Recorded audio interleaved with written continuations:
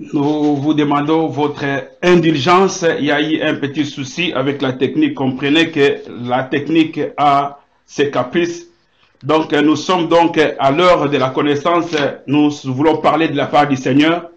Je vous salue au nom précieux et glorieux de notre Sauveur et Seigneur Jésus-Christ. Je salue mon frère Constant Kibangu. Que mon Seigneur te fasse du bien. Je salue tous ceux qui sont en train d'entrer, ceux qui sont en train de partager. Nous voulons que nous soyons l'un et l'autre et un canal de bénédiction pour nos bien-aimés qui ne sont pas encore connectés. Veuillez bien les connecter. Je pense que pendant que je cherchais à réinstaller, je pense que quelqu'un a eu à contacter un frère, un ami, afin que nous soyons tous bénis par la parole de ce soir. Nous sommes donc à l'heure de la connaissance de Dieu.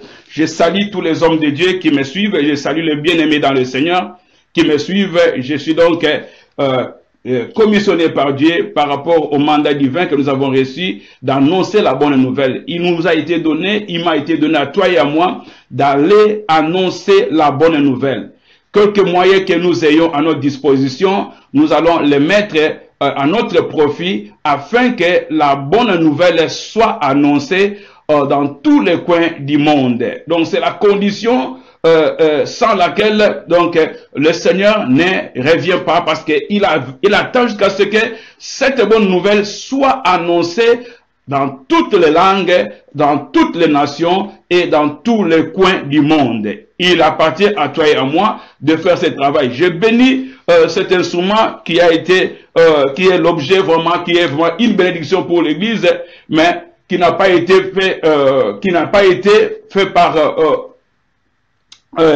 un chrétien. C'est fait pour d'autres motifs, mais quand cela ne tienne, nous l'utilisons au bénéfice de l'évangile. Gloire soit rendue à notre Dieu. Donc Facebook nous aide à parvenir dans vos maisons, à parvenir là où on ne peut pas vraiment se déplacer pour arriver, mais par cet instrument, nous sommes bénis d'être à l'écoute de la voix du Saint-Esprit. Donc nous parlons de la part du Seigneur qui nous a mandaté ce soir pour annoncer la bonne nouvelle. Nous recommandons ce temps entre les mains du Seigneur, que le Saint-Esprit soit le canal par lequel toi tu seras béni, que ce soit le canal par lequel moi je suis béni, que je sois qu'un simple instrument qu'il a utilisé, qu'il veut utiliser pour bénir ta vie, pour parvenir la connaissance, pour faire parvenir la connaissance à quelqu'un. Oh, moi-même je me dispose à la direction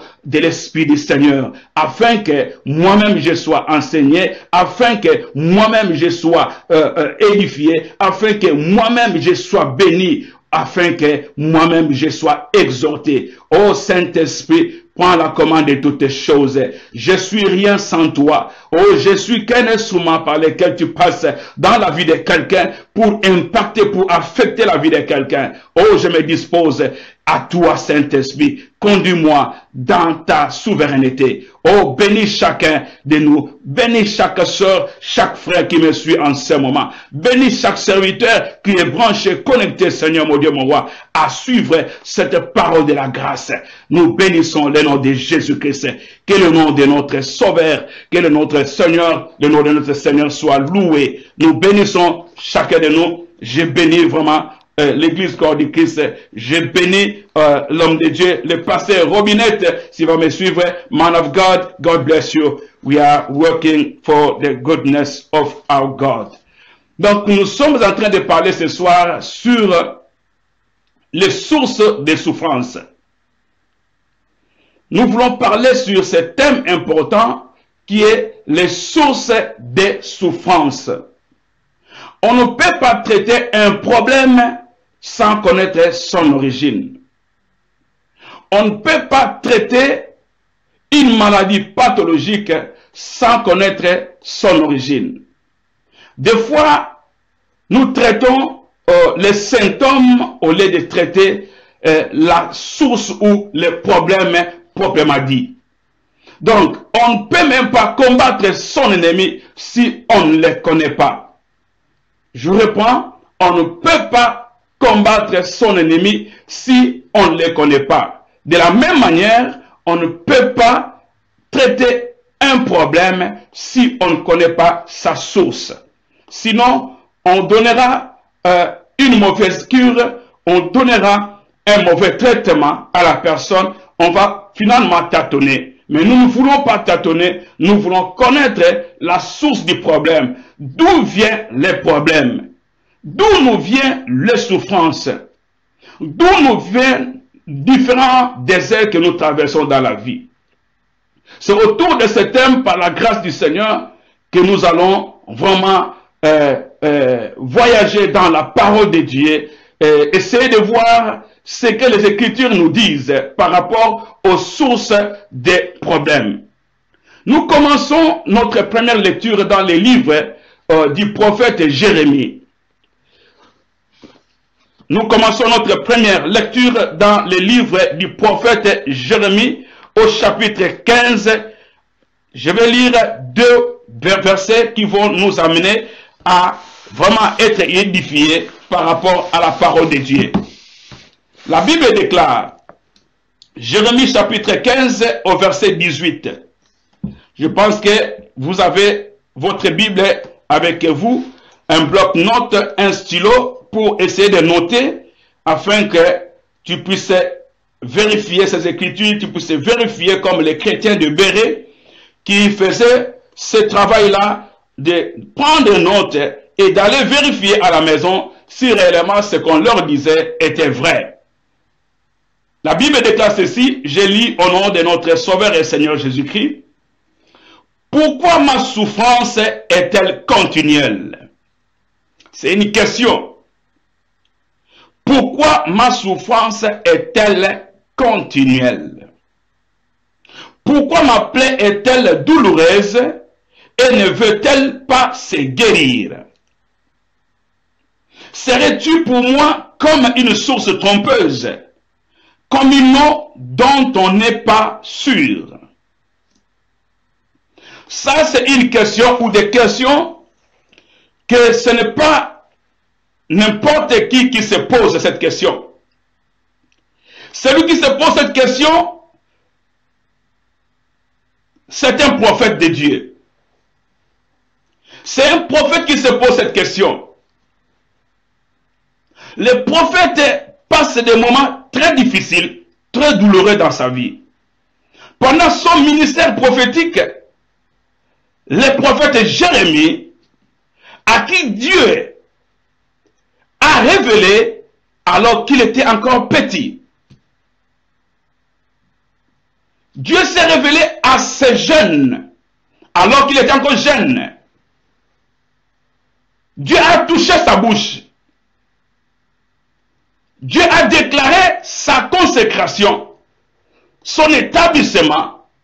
Dieu l'a positionné comme prophète. Dieu a même déclaré ses paroles sur lui.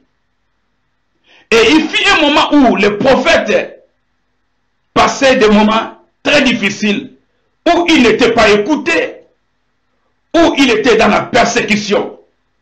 Voilà un prophète se posait cette question que toi, tu te poses certainement ce soir. Tu t'es certainement posé des questions. Tu traverses des moments très très difficiles de ta vie. Tu ne trouves pas de réponse. Tu as beau prier, tu as beau gêner, mais tu ne trouves pas d'issue. Il n'y a pas d'exit pour toi. Il n'y a pas un chemin qui puisse t'amener à la solution à ton problème. Le prophète pose la première question. Pourquoi ma souffrance est-elle continuelle? Au lieu de chercher à prier, au lieu de chercher à gêner, au lieu de chercher l'intervention de qui que ce soit, au lieu de chercher la délivrance, il te vaut mieux chercher la source de ton problème. Je dois chercher la source de mon problème. Si je trouve la source de mon problème, c'est alors que je peux m'engager dans la prière. Sinon, tout ce que toi tu feras, tout ce que moi je ferai, cela ne sera que peine perdue. Les prophètes se posent la question, pourquoi ma souffrance est-elle continuelle? Bien-aimés dans le Seigneur, il faut chercher à trouver la cause de la maladie, la cause de la souffrance, que de traiter les symptômes de la souffrance. Parce que si on traite les symptômes de la souffrance, on n'a pas traité le problème. Le problème dans un arbre, ce n'est pas les branches, ce n'est pas le feuillage.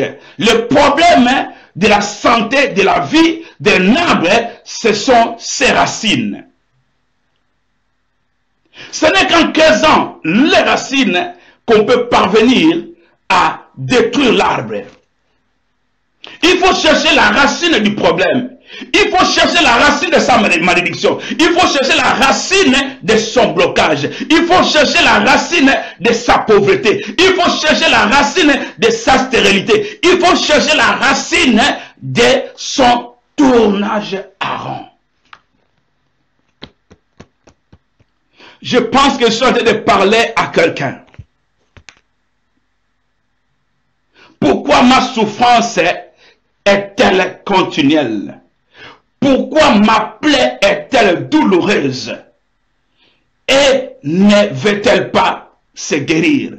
Je sais que toute plaie est douloureuse. Mais quand un prophète, Jérémie, parce quoi, dit ou parle de la douleur de sa plaie, c'est que des douleurs atroces.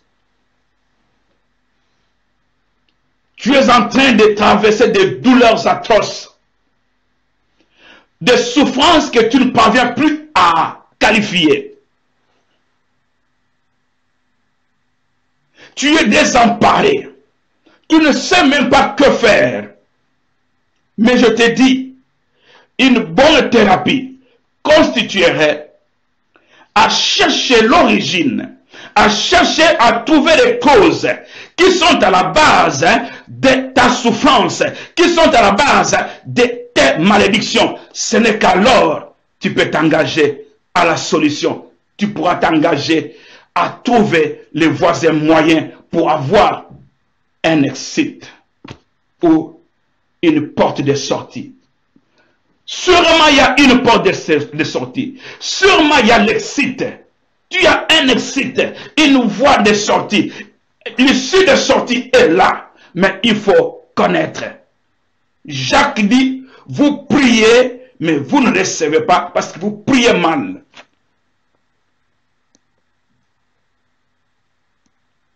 Jacques chapitre 5, verset 13 lit ceci.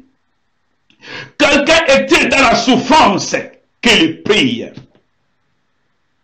Quelqu'un est-il dans la souffrance qu'il prie? Quelqu'un se trouve-t-il bloqué qu'il prie?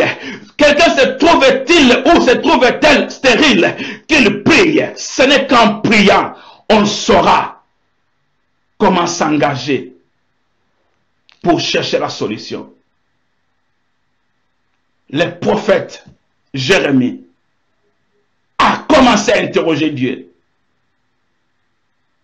Le prophète n'a pas dit à Dieu, sors-moi de cette souffrance, guéris ma plaie. Il n'a pas dit, stop ma souffrance. Mais il a posé la question fondamentale. Pourquoi ma souffrance est-elle continuelle? Bien-aimé dans le Seigneur, pose-toi la question. Pourquoi ta souffrance est-elle continuelle? Arrête de chercher des solutions. Arrête de courir derrière le ministère de délivrance. Arrête de déranger les hommes de Dieu. Mais cherche d'abord à trouver la réponse à la question que pose le prophète Jérémie. Par là, nous allons parler des sources de souffrance. Nous allons parler des sources de souffrance, sources de nos blocages, sources de notre stérilité, sources de notre situation catastrophique des finances, sources de nos échecs. Alléluia.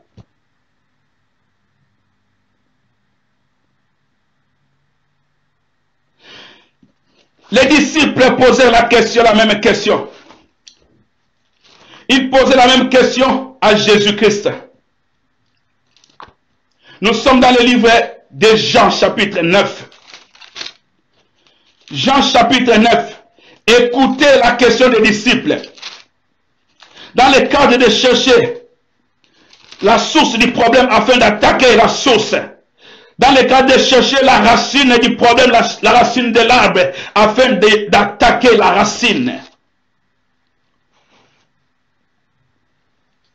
Alléluia. Gloire au Seigneur. Nous sommes dans le livre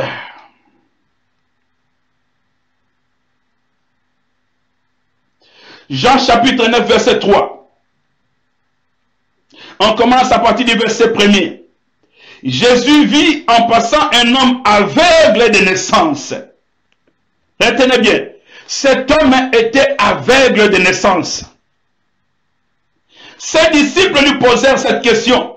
Rabbi, qui a péché, cet homme ou ses parents, pour qu'il soit né aveugle? Qui a péché, cet homme ou ses parents? À la recherche de la source de l'aveuglement de cet homme, les disciples vont poser la question au maître. Rabbi, Rabouni maître, qui a péché? Pourquoi ma souffrance est-elle continuelle? Pourquoi ma plaie est-elle douloureuse? Pourquoi ne guérit-elle pas, ne se guérit-elle pas? Qui a péché? Et cet homme, oh, j'aime l'ordre. J'aime l'ordre dans la question des disciples. J'aime l'ordre dans la question des disciples. Ce n'est pas en vain que cet ordre-là. C'est pour dire que quand il y a un problème, c'est pour dire que quand on constate un blocage dans sa vie, c'est pour dire que quand on constate une stérilité dans sa vie, c'est pour dire que quand on constate une pauvreté, la pauvreté dans sa vie, la première question à se poser, ce n'est pas de diriger ses regards en dehors de soi-même. Ce n'est pas d'abord de viser l'oncle. Ce n'est pas d'abord de viser la tante. Ce n'est pas d'abord de viser la maman. Ce n'est pas d'abord de viser le papa. C'est d'abord de viser soi-même. Alléluia. Qui a péché pour que cet homme soit né aveugle? Oh, malgré qu'ils avaient posé la question, j'aime la question comme ils l'ont formulée. Mais leur question ne trouvait pas place parce que cet homme était né aveugle. Étant donné qu'il est né aveugle, il ne pouvait pas être la source de son aveuglement. Oh, sa cécité était occasionnée par autre chose. Alléluia. Il y avait une autre source dans son cas. Mais j'aime l'ordre dans la formulation de la question. Qui a péché? Est-ce cet homme ou ses parents? Alléluia. Jésus de dire, je paraphrase, ce n'est pas que lui ou ses parents aient péché, mais c'est afin que les œuvres de Dieu soient manifestes en lui. On ne traite pas de la réponse de Jésus-Christ. Je ne voudrais pas qu'on aborde d'abord la réponse de Jésus-Christ. Moi, je voudrais d'abord qu'on aborde la formulation de la question des disciples qui ont posé la question. Qui a péché? Est-ce cet homme ou ses parents? Est-ce cet homme ou ses parents? Par cette question, on comprend déjà que la première source de notre souffrance, ça peut être nous-mêmes. Si c'est nous-mêmes, c'est le péché. En quelque sorte, est-ce cet homme a péché? Est-ce cet homme a-t-il péché? Est-ce celui qui a péché? Alléluia. Avant de regarder d'abord à l'autre, avant de viser d'abord l'autre, avant d'aller en dehors de soi, il faut être sûr que je ne suis pas, qu'on n'est pas source de sa souffrance. Alléluia. Il faut être sûr qu'on n'est pas source de ces difficultés. Il faut être sûr qu'on n'est pas source de sa malédiction. Il faut d'abord faire l'auto-examen. Il faut d'abord faire l'auto-examination. Il faut d'abord faire le diagnostic de soi-même.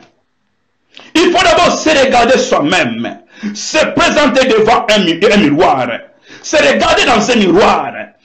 Est-ce moi, je péché? Se regarder dans un rétroviseur, c'est-à-dire regarder sa vie passée. Mes excuses, sorry. Regardez les rétroviseurs. Il y a les rétroviseurs à l'intérieur de la voiture. Il y a aussi les rétroviseurs à l'extérieur de la voiture. Regarde sa vie à l'intérieur. Sonde-toi. Regarde à l'extérieur la vie que tu mènes en dehors de toi. Sonde-toi toi-même. Si tu trouves que toi tu es à la base, tu es la source de ton problème, tu es la source de ta malédiction, tu es la source de ta stérilité, peut-être pendant ta jeunesse, oh je m'adresse à une femme, tu as essayé de tuer les enfants, Dieu t'avait donné les enfants sont les bénédictions de Dieu, même si les conditions dans lesquelles ou par lesquelles cet enfant venait dans le monde, peut-être tu n'étais pas encore marié, peut-être tu étais jeune fille entre les mains de tes parents, mais tu as connu des avortements, tu as tué. Et maintenant, pendant que tu es dans ton mariage, il n'y a pas d'enfant. Peut-être que tu as été voir un marabout. Ce n'était pas pour l'enfant, c'est peut-être pour autre chose. Pour que tu sois aimé par ton amant. Pour qu'ensemble vous puissiez mourir, comme on dit à Lingala. To vivre. Mais to vivre, mais to couf ensemble. To vivre. À cause de to vivre. Parce qu'il y avait un rival à côté, une rivale à côté peut-être. Tu es allé chez un marabout, chez un féticheur, pour que ton copain, pour que ton concubin t'aime au détriment de l'autre. Tu as sacrifié tes enfants. Tu as vécu, tu vivais dans la débauche, le vol, l'idolâtrie, l'adultère, la fornication. La liste est longue, tu peux dresser la liste toi-même. Tu peux dresser la liste de tes péchés toi-même. Et ce sont ces choses, quand tu fais l'autocritique de ta vie, quand tu te regardes dans un miroir, quand tu regardes ta vie, le fond de ta vie, tu te sondes. Si tu trouves il y a un péché, il y a une voie d'exit afin de décanter la situation. Tu passes par la repentance. La solution pour traiter ce problème du péché a été pourvue, c'est Jésus-Christ. Il a pris tes péchés, il a pris mes péchés. Oh, le Fils de l'homme est venu chercher, et il est venu chercher, sauver ce qui était perdu. Jean vit Jésus-Christ s'approchant, alors que Jean était avec ses disciples. Jean vit Jésus-Christ s'approchant de lui. Il était avec ses disciples, sachant qu'il préparait le chemin pour Jésus-Christ. Il présenta à ses disciples en disant, je paraphrase, Jean chapitre 1er verset 29, voici l'agneau de Dieu qui ôte les péchés. Ça veut dire suivez-les. Je suis venu préparer le chemin pour lui. Suivez l'agneau de Dieu qui ôte les péchés. Bien-aimé dans le Seigneur, si tu fais l'autocritique, si tu fais l'auto-examination, si tu te sondes toi-même et que tu trouves qu'il y a un péché, il y a quelque chose qui ne va pas, qui cherche la réparation, je suis venu te dire, si tu es sous le son de ma voix, il n'y a qu'une seule voie de sortie, c'est la repentance. Alléluia. Ça, c'est la première sortie. Pour quelqu'un qui se retrouve dans un miroir, trouve que non, Oh, à la question des disciples, qui a péché est cet homme? Tu te trouves toi-même, Seigneur, oui, c'est moi qui ai péché, pour que le malheur s'abatte sur moi, pour que ma souffrance soit continuelle, pour que ma plaie ne soit pas guérie. Il n'y a qu'une seule voie, bien-aimé le Seigneur. Rentrer auprès de celui qui a ouvert ses mains à la croix de Golgotha. Il a tendu ses mains pour dire que venez à moi, vous tous qui êtes fatigués. Amenez tous vos fardeaux. Amenez tous vos péchés. C'est pour cela que je suis venu. C'est pour cela que je suis descendu du ciel, abandonnant mon trône, là où nuit et jour, ce n'était que l'adoration, la louange. Je suis descendu pour te sauver. Je suis descendu pour te sauver. Je suis descendu pour porter tes péchés. Pourquoi portes-tu encore ta souffrance sur toi? Pourquoi portes-tu encore les corvées? Alléluia. La repentance. La repentance n'est autre que la souffrance qu'on ressent. La repentance, c'est la souffrance qu'on ressent. Les regrets qu'on ressent. C'est la sensation, le sentiment de regret, de souffrance, après avoir offensé, après avoir transgressé la loi de Dieu, après avoir désobéi à Dieu. On doit sentir la souffrance à l'intérieur de soi. Et cela me pousse. La Bible dit, la souffrance de Dieu nous amène à la repentance. Cette repentance nous amène à la vie. Alléluia. Je suis en train de parler à quelqu'un. Je suis en train d'édifier quelqu'un. La repentance, c'est la clé, la première clé, à la première source de notre souffrance. Stop de déranger les hommes de Dieu. Tu as beau gêner, tu as fait les 7 jours, tu as fait les 14 jours, tu as fait les 21 jours, tu as fait les 28 jours. Tu as fait simplement les 35 jours, les 42 jours. Tu es devenu même maman 100 jours, papa 100 jours, 200 jours. Tu n'as pas de solution. Ta plaie ne guérit toujours pas. Elle est toujours douloureuse. Voici la clé. Voici la clé. Il se présente là devant toi. La clé se présente devant toi. Jésus-Christ dit, viens à moi. Maintenant que tu ressens, maintenant que tu ressens que la parole est en train de pénétrer, oh, l'Esprit de Dieu te dit, la Bible déclare, nous sommes dans le livre de Romains, oh, l'Esprit rend témoignage à mon esprit que je suis enfant de Dieu. L'Esprit de Dieu rend témoignage à mon esprit que je suis enfant de Dieu. Et l'Esprit témoigne la vie de Christ à moi. Le même Esprit me convainc du péché. Le même Esprit me convainc qu'il y a un jugement. Le même Esprit me convainc qu'il y a aussi la justice de Dieu. Bien-aimé, abandonne tes 200 jours de jeûne. Abandonne le sacrifice que tu as consenti. Tu as abandonné ton lit. Tu as abandonné la vie sexuelle avec ton mari ou ta femme. Parce que tu cherches à ce que ta plaie soit guérie. Afin que ta souffrance s'arrête. Mais tu ne trouves pas de solution. Oh, Daniel avait prié pendant 21 jours. Mais au premier jour déjà, il était répondu. Oh, peut-être tu aurais pu avoir la réponse au premier jour. Comme tu avais consenti de gêner, de te priver. Mais rien ne marche. Prenez besoin. Tu perds ton temps pour rien. Tu es en train de faire la grève de faim. Parce que ton problème pour toi, c'est la repentance. Ton problème pour toi, c'est le péché. Si tu veux gêner, gêne à cause du péché.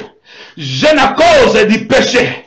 Si l'Esprit révélateur te révèle un péché, oh, plaire auprès de ce Dieu-là. Il est un Dieu miséricordieux. Oh, dans ton trou, tu te retrouves dans la misère. Oh, maintenant, si tu es sous le son de ma voix, le Saint-Esprit est en train de jeter une corde dans ce trou de misère dans lequel tu te retrouves. Il te jette une corde parce qu'il est miséricordieux afin de te tirer de ce trou-là, afin de te tirer de ta misère. Oh, il est miséricordieux. Vois l'amour de Dieu. Vois l'amour de Dieu pour toi. passe par la repentance. Alléluia. Béni soit le nom du Seigneur. Béni soit le nom du Seigneur. La deuxième source. Nous passons à la deuxième source. Si tu trouves que tu n'es pas condamné, si tu ne trouves pas un péché en toi, tu as examiné ta vie, tu as sondé ton cœur, tu as fait l'auto-examination, tu as fait l'autocritique, tu ne trouves pas de péché en toi, tu t'es dépouillé. Oh, mais il y a encore une démarche à faire. Une autre source, ça peut être le diable. Une autre source peut être le diable. La source peut être le diable. Oh, le diable ne t'aime pas. Le diable ne t'aime pas. Depuis que tu as pris la place, la position qu'il occupait. Parce que d'abord c'était Dieu. Après Dieu c'était Lucifer. L'ange adorable. Créé. Beau. Il était beau, cet ange-là. Il était beau.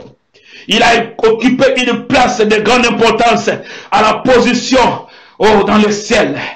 Il occupait la deuxième position dans la hiérarchie au ciel. Mais voilà que toi tu as pris sa place. Tu as été créé semblable à l'image de Dieu. Donc tu es comparable à Dieu. Je suis comparable à Dieu. Le diable ne t'aime pas. Il est jaloux de toi. Oh, je te dis, il est jaloux de toi. Il ne faut pas l'aimer. Il ne faut pas l'aimer. S'il y a quelqu'un que tu dois haïr, c'est le diable.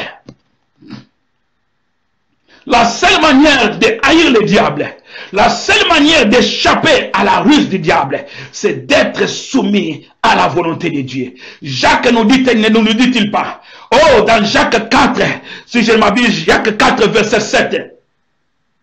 Soumettez-vous donc à Dieu.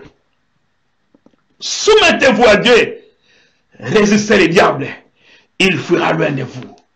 Quand bien même il va rôder tout autour de vous. Mais si vous êtes soumis à Dieu, si ma soeur, mon frère, tu es soumis à Dieu, oh bien-aimé dans le Seigneur, il va rôder, il ne trouvera pas une porte ouverte. C'est alors qu'il se fatiguera. C'est alors qu'il sera fatigué. Soumettez-vous donc à Dieu. Oh, des fois la parole de Dieu est tolquée. Souvent on dit, résistez au diable, il fera loin de vous. Non, la Bible dit, soumettez-vous donc à Dieu, résistez au diable. La manière de résister au diable, c'est la soumission à Dieu. On ne peut pas résister le diable sans être soumis à la volonté de Dieu. Je pense que je suis en train de parler à quelqu'un ce soir. Je suis en train de parler à quelqu'un cet après-midi. Je parle à quelqu'un qui est sous le son de ma voix est en train de recevoir quelque chose afin qu'il soit délivré. Alléluia. La deuxième source, c'est le diable. Le diable est tenté dans la famille. Le diable est tenté dans les familles. Il est tenté dans le clan. Il est tenté dans les origines. Oh, la Bible déclare. Nos pères ont péché. Et c'est nous qui portons l'iniquité.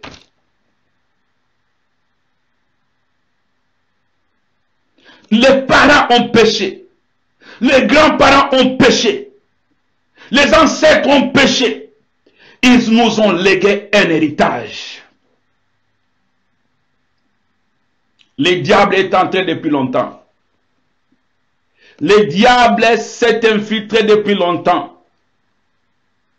Tu n'étais pas là quand le diable s'est infiltré dans la famille. Tu es né par la volonté de Dieu dans la famille dans laquelle tu es. Ce n'est pas de ta faute. Ézéchiel 18:4 nous dit ceci. Le parent ont mangé les raisins verts et les dents des enfants en ont été agacées. Les parents ont mangé les raisins verts et les dents des enfants en ont été agacées. Ce sont les parents qui ont péché. Ce sont les parents qui ont fait des contrats, des alliances avec le monde des ténèbres. Mais les conséquences, c'est les enfants. C'est nous qui assumons. Dieu est bon, Dieu est tellement amour, qu'il dit que personne ne dise à Jérusalem, à Israël, cet adage. Que personne ne dise, les parents ont péché et les dents des enfants en ont été agacées. Dieu, dans ses dispositions d'amour, il a prévu un plan du salut pour quiconque reçoit Jésus-Christ dans sa vie, pour quiconque reçoit le Sauveur dans sa vie. Il dit ceci: vous n'avez plus à dire ce proverbe en Israël. L'âme du Père et l'âme du Fils, toutes les deux m'appartiennent. L'âme qui péchera, c'est l'âme qui mourra. Mais il faut que l'âme du Fils se retrouve entre mains de Dieu. Il faut que cet homme-là puisse être le canal par lequel ses enfants seront exemptés de la malédiction générationnelle qui touche la 3e et la 4e génération de ceux qui n'obéissent pas à notre Dieu. Mais il faut que quelqu'un parmi ces générations-là puisse rencontrer Jésus-Christ, puisse recevoir le salut, puisse être celui par lequel l'opération d'annulation des décrets, des lois établies, celui qui va faire en sorte qu'il y ait déclaration de déclin de tout ce que les parents ont fait. Le diable a infiltré les familles. Le diable a détruit les familles. Le diable a séduit les familles. Oh, il pensait faire bien. Il pensait protéger alors qu'il faisait des alliances cachées. Oh, nous n'étions pas, nous qui sommes du Congo, nous n'étions pas quand les accords se font. Les accords se font et se refont. Des arrangements particuliers et extra-particuliers se font sans la population. Depuis l'époque coloniale, des arrangements sans la volonté du peuple. Mais c'est le peuple qui en pâtit. C'est le peuple qui en souffre. Des accords, combien d'accords n'a-t-il pas eu dans notre pays? Combien d'accords ne sont pas en cours actuellement? Mais il parle au nom du peuple. Il parle au nom de la population. Bien-aimés dans le Seigneur, la deuxième source, le diable. Il a infiltré les familles. Oh, pour cette source, bien-aimés dans le Seigneur, tu es innocent. Tu as besoin de chercher des hommes de Dieu capables. Toi-même en commençant à demander pardon pour ce que tes parents ont fait. En commençant à implorer la miséricorde de Dieu. Chercher la face de Dieu. Chercher la voie de la délivrance. Oh, la délivrance selon la parole de Dieu. Oh, la Bible dit, vous connaîtrez la vérité et la vérité vous affranchira. Si le Fils de l'homme vous affranchit, vous serez réellement libre. Alléluia. Mes excuses.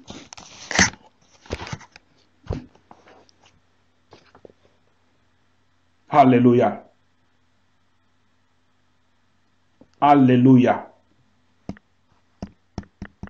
Alléluia. Bien-aimés dans le Seigneur, la vie, c'est un cadeau de Dieu. Un cadeau précieux de Dieu. Votre âme a de l'importance devant Dieu. Il faut faire très attention dans les domaines de délivrance. Il y a des délivrances qui n'ont rien à voir avec la délivrance. Il y a des délivrances qui n'ont rien à voir avec la parole de Dieu.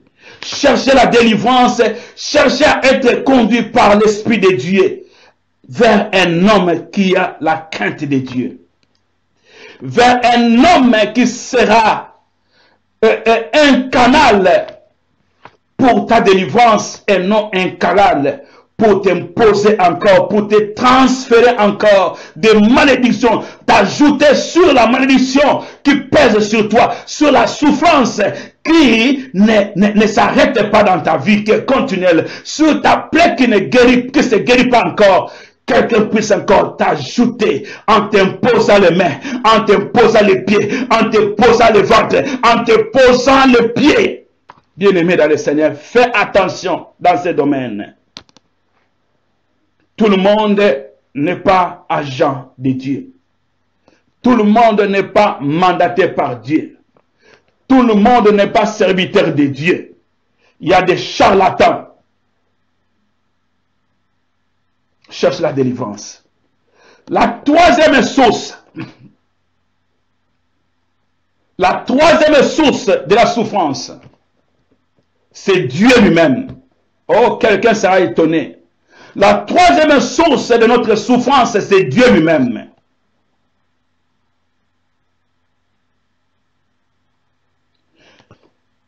Parmi ces deux sources, dont Dieu est l'auteur, donc dans cette troisième source, il y a deux volets où Dieu est l'auteur. Le premier volet, c'est quand l'homme tombe dans le péché. Quand l'homme tombe dans le péché, là j'aimerais dire que c'est la conséquence du péché fait que Dieu puisse intervenir. Vous allez comprendre dans tous les combats que les enfants d'Israël ont eu à rencontrer. Si vous lisez très bien la Bible, si tu es un bon lecteur de la Bible, tu comprendras une chose. Partout où ils échouaient, c'était la désobéissance. C'était à cause de leur péché que Dieu utilisait son ennemi. Dieu utilisait l'ennemi des enfants de Dieu. Il utilisait l'ennemi en fait en soi, l'ennemi de Dieu. Et Dieu se servait de lui comme son serviteur. Permettez-moi la tautologie. Dieu utilisait cet ennemi, son ennemi, comme son serviteur. Afin de punir les enfants d'Israël. Vous comprendrez que Dieu a dit aux enfants d'Israël, oh, vous avez pris Jéricho par la prière, par l'adoration, par la louange, par des chants de cantiques. Oh, Jéricho était barricadé de l'intérieur comme de l'extérieur, mais à cause des chants. Oh, ils ont fait le tour. Ils ont fait 7 fois le tour. Oh, première fois, deuxième fois, troisième fois, quatrième fois, cinquième fois, sixième fois, la septième fois. Ils ont fait le tour de Jéricho avec les cantiques d'adoration et de louanges. Rien qu'avec l'adoration, la muraille de Jéricho, le rempart de Jéricho était tombé. Bien aimé, la suite, imaginez la suite. Imaginez la suite, le grand Jéricho tombé. Le grand muraille de Jéricho tombé. Il faut vérifier la grandeur, la hauteur, l'épaisseur de cette muraille.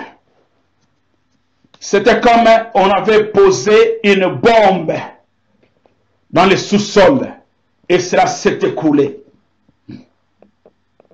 Les enfants d'Israël avançaient. Ils se trouvaient maintenant dans un petit village ou une petite ville du nom de Haï. Haï. Haï. Une petite ville de loin comparable en densité, de loin comparable en superficie, de loin comparable à Jéricho.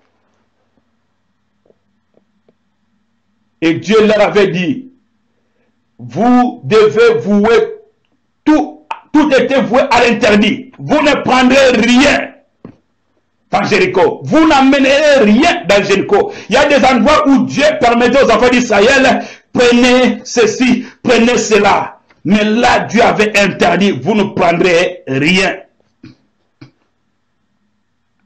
Mais voilà qu'un homme du nom de Akan, il a trié, il a vu quelque chose, il a vu un manteau qui était cher, il a vu les lingots d'or, il a vu des choses précieuses, il a caché, il a amené dans le camp. Alors il devait traverser maintenant Haï. Il devait conquérir Haï, la petite ville de Haï. Le nombre de combattants au champ de bataille, Dieu leur avait même permis d'aller jusqu'à 300, c'est pas moi, 300 hommes de lutte. Pour dire que la petite ville ne valait rien devant Israël. Mais laisse-moi te dire, ils ont échoué. 37 hommes de lutte du camp d'Israël sont tombés. Alors qu'ils viennent de remporter la ville de Jéricho, passer, traverser Jéricho sans problème, avec des cantiques, sans armes. À cause du péché, à cause de la désobéissance d'une seule personne, Akan, qui avait pris des choses vouées à l'interdit par l'Éternel. Qu'est-ce qu'il y a d'interdit dans ta maison, bien-aimé dans le Seigneur? Qu'est-ce que tu gardes dans ta maison? Des choses volées. Des choses volées. Il y a des idoles dans ta maison. Des habits volés. Quand tu regardes tous les habits que tu portes, la plupart tu les as volés. Même aujourd'hui tu es devenu chrétien. Quand tu volais, tu étais païen, mais tu gardes des choses vouées à l'interdit. Tu cherches la délivrance. Débarrasse-toi des choses interdites dans ta maison. Mettez ce qui est interdit en dehors de ta maison. Sortez du milieu d'eux. Sortez ce qui ne donne pas gloire à Dieu. Les choses volées. Donne même dans les organisations caritatives. Tu me diras, tu ne pourras pas rentrer dans les magasins. Non, je ne te dis pas de rentrer. Mais sortez ce qui a été volé. C'est alors que tu cherches la délivrance. Peut-être la délivrance viendra en mettant en dehors de ta maison les choses vouées à l'interdit, comme tu es devenu enfant de Dieu. Tu ne peux pas manger à la fois à la table du Seigneur et à la table du diable à la fois. Bien-aimés dans le Seigneur, cherchez à nous débarrasser des choses qui ne donnent pas gloire dans nos maisons. Des choses vouées à l'interdit. Je suis en train de parler, tu sais. Le Saint-Esprit est en train de te parler, de te dire qu'il faut déloger ce qui est voué à l'interdit de ta maison. Alléluia. Alléluia. Gloire soit à notre Dieu. Le deuxième volet, ça c'était le premier volet, la conséquence du péché. Dieu frappe. La conséquence du péché, Dieu frappe. Le deuxième volet, c'est quand Dieu veut se glorifier. En rentrant dans notre texte de Jean chapitre 9, verset 3. Au verset 3, Jésus répondit, ce n'est pas que lui ou ses parents aient péché, mais c'est afin que les œuvres de Dieu soient manifestées en lui. L'homme est né aveugle. L'homme est né aveugle. Sa cécité ou son aveuglement, parlons mieux de sa cécité, parce qu'il ne voyait pas. À ne pas confondre l'aveuglement quand on ne comprend pas les choses, quand on est envoûté. Je parle de la cécité. L'homme ne voyait pas, ce n'était pas à cause de ses péchés, ce n'était pas que ses parents avaient péché, mais c'était pour que la gloire de Dieu soit manifeste dans la vie de cet homme. Dieu avait prédisposé ainsi pour qu'un jour, cet enfant connaisse le miracle par Jésus-Christ, pour que le nom de Dieu soit glorifié.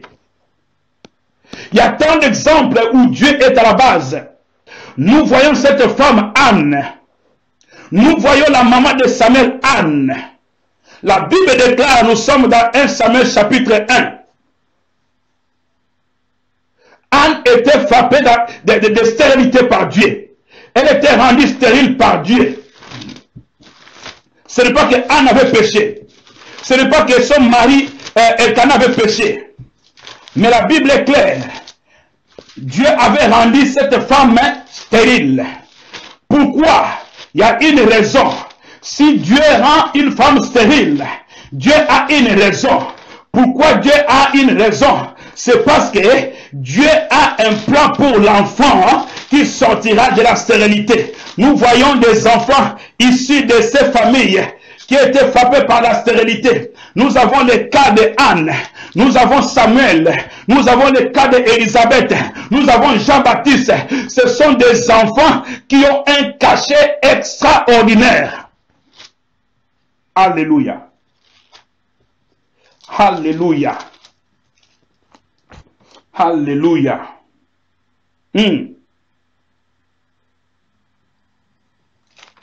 Cette femme était rendue stérile par Dieu. Cette femme n'avait jamais péché pour qu'elle soit stérile. La Bible dit, nous sommes dans 1 Samuel chapitre 1er.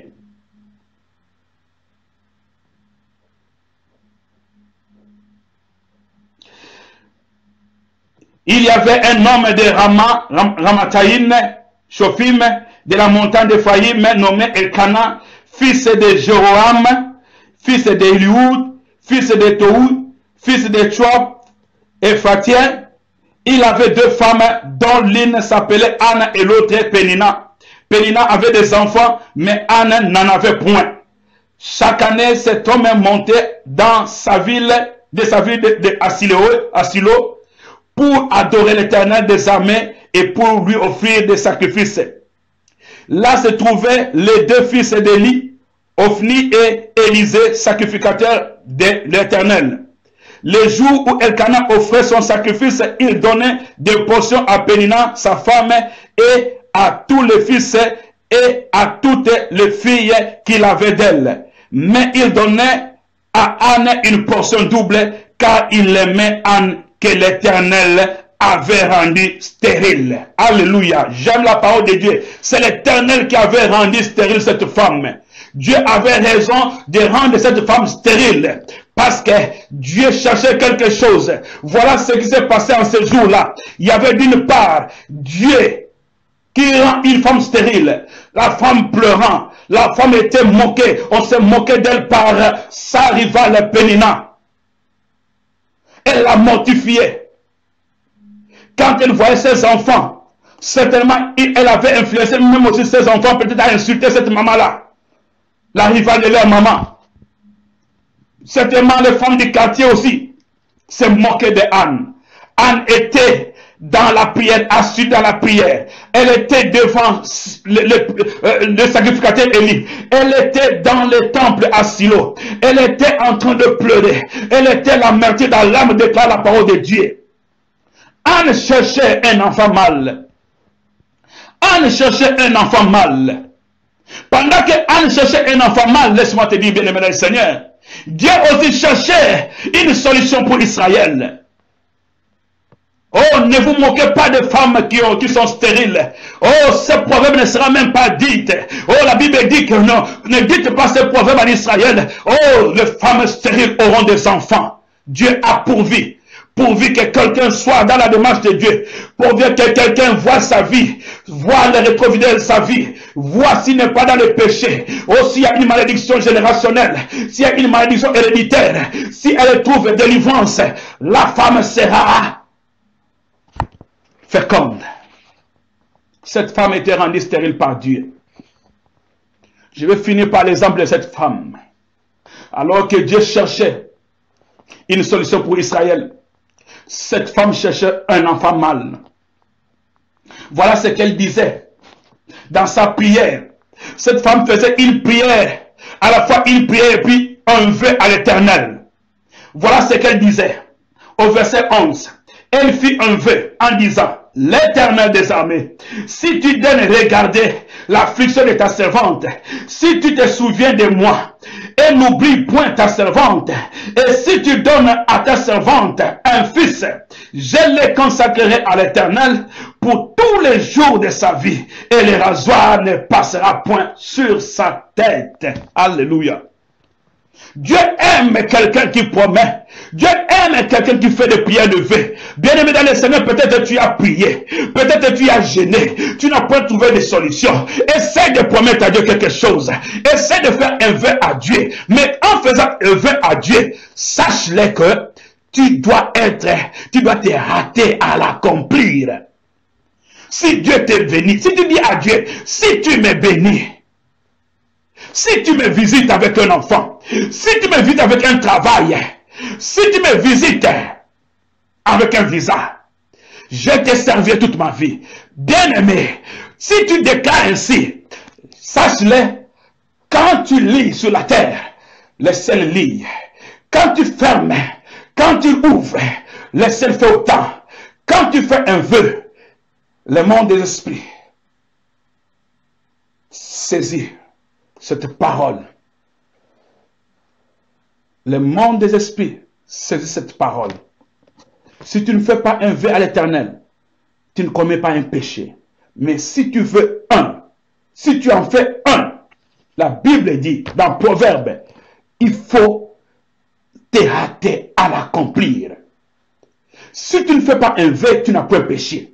Même si dans l'église, on cherche des partenaires qui va contribuer pour 100 €, qui va contribuer pour 200 €, qui va contribuer pour 50 €. Si tu n'es pas sûr, ne lève pas ton doigt pour qu'on sache que non, lui aussi, elle aussi a levé le doigt.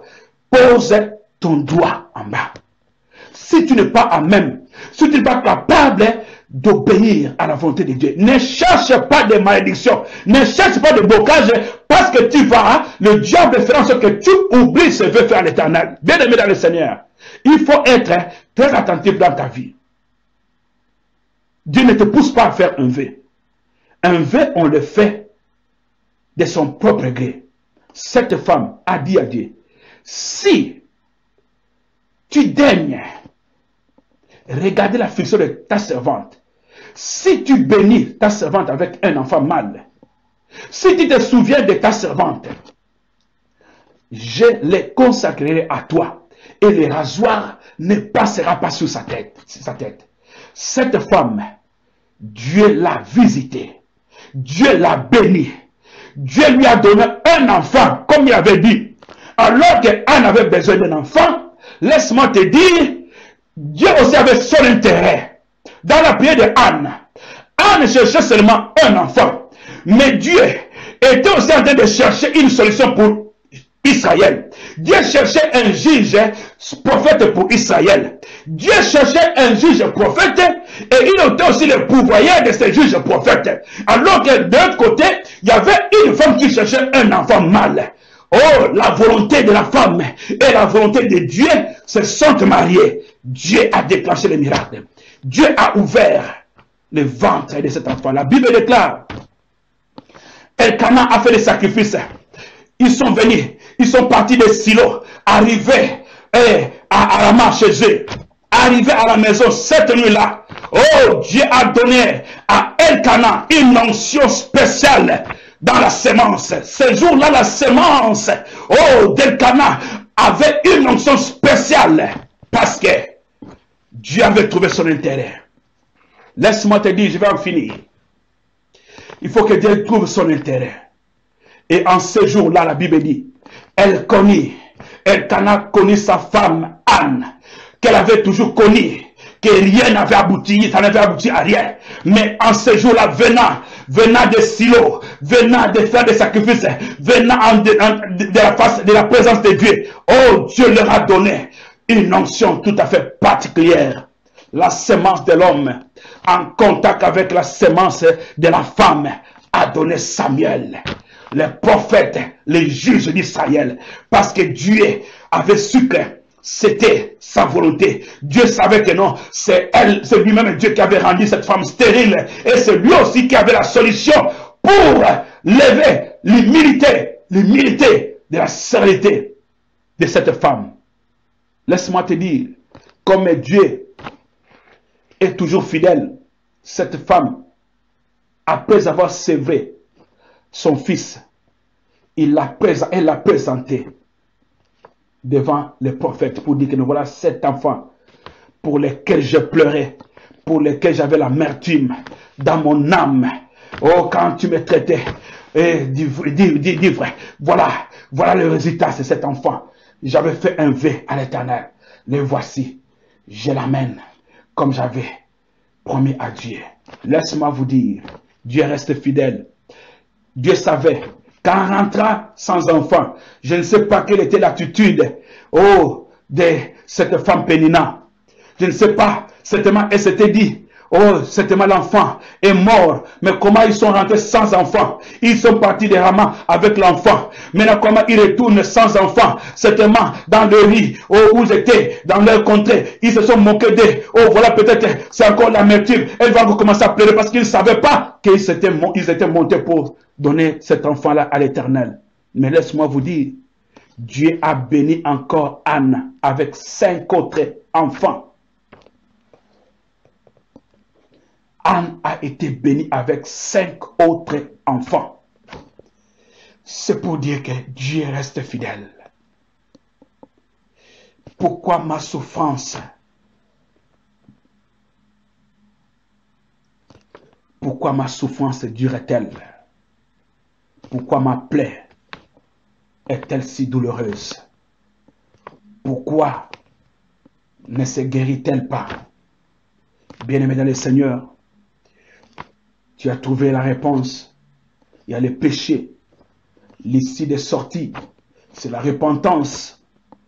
Il y a aussi les diables. Il faut chercher la délivrance. La délivrance par la connaissance. On ne peut pas passer par la délivrance sans connaître la parole. La délivrance doit être en accord avec la parole de Dieu. Vous connaîtrez la vérité et la vérité vous affranchira. La délivrance que tu vas chercher doit être en accord avec la parole de Dieu. On ne peut pas t'imposer des délivrances en dehors de la parole de Dieu. La troisième solution ou source de notre souffrance, Jacques dit, priez pour savoir la source des souffrances. Qui a péché? Dieu, quand il révèle, il y a aussi des souffrances dont l'auteur est Dieu. Et Dieu aussi est la solution. Je pense que tu comprendras. Prochainement, tu ne chercheras pas vite la solution, mais tu chercheras la source de ton problème, afin que tu aies une solution durable.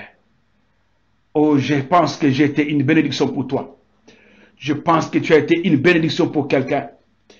Faites une large diffusion de cette vidéo pour bénir la vie de quelqu'un, pour transmettre la connaissance à quelqu'un. Je suis sauvé pour sauver. Je suis édifié pour édifier. Je suis enseigné pour enseigner. Oh, bien-aimés dans le Seigneur, nous avons été envoyés pour vous par celui qui détient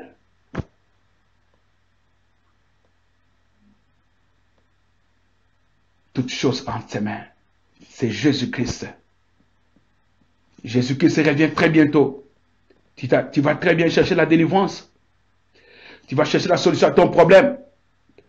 Pense d'abord à chercher celui qui est le chemin, la vérité et la vie. Il revient très bientôt. Quand tu reviens, qu'il te trouve en position dans la salle d'attente. Nous sommes à l'heure de la connaissance de Dieu. Pardon. À l'heure de la connaissance de Dieu, vous connaîtrez la vérité et la vérité vous affranchira. C'est votre serviteur, un commissionnaire, Rachedi Moubobo, votre frère, un ouvrier, sauvé par grâce, appelé par grâce. Et je bénis ta vie, toi qui m'as suivi. Je bénis tous les hommes de Dieu. Merci d'être connectés. Prochainement, nous allons donner notre calendrier, comment nous allons travailler au courant de la semaine, comment nous allons être réguliers et pour être fidèles à ces rendez-vous-là. Dans notre temps, nous vous disons merci. Nous sommes votre église. Nous sommes l'église. Je suis l'église. Tu es l'église. Sois l'église. Ne sois pas dans l'église, mais sois l'église. Que mon Seigneur te bénisse.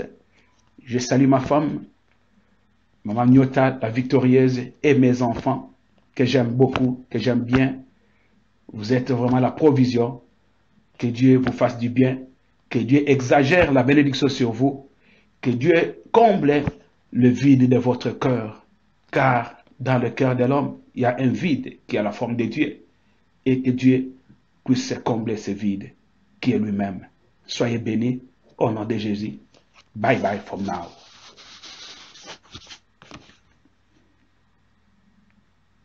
Soyez fidèles.